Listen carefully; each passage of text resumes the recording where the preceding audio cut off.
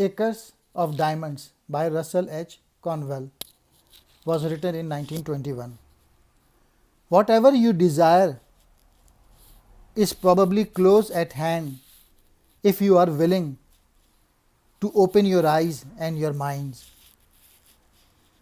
Greatness consists in doing great deeds with little means in the accomplishment of vast purposes. It consists in the private ranks of life, in helping one fellows, benefiting one neighborhood, in blessings one's own city and state. In this book, which is actually a transcript of a hugely popular lecture that he gave, Conwell relates similar true life stories about the folly of going off to find your fortune when it is in your own backyard or starting you in the face.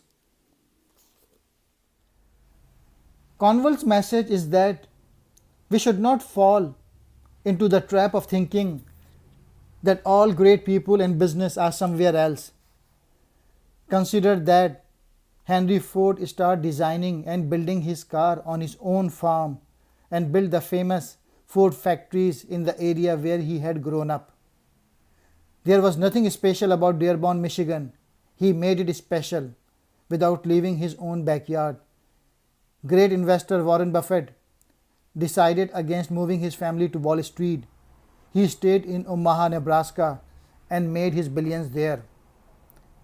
It is the open-mindedness to little things that brings success. There is no need to look beyond yourself and your immediate circumstances to find the success of your fortune. Service is the key to success. Do not just sell things. Find out what people really want. This requires greater than normal thought and observation.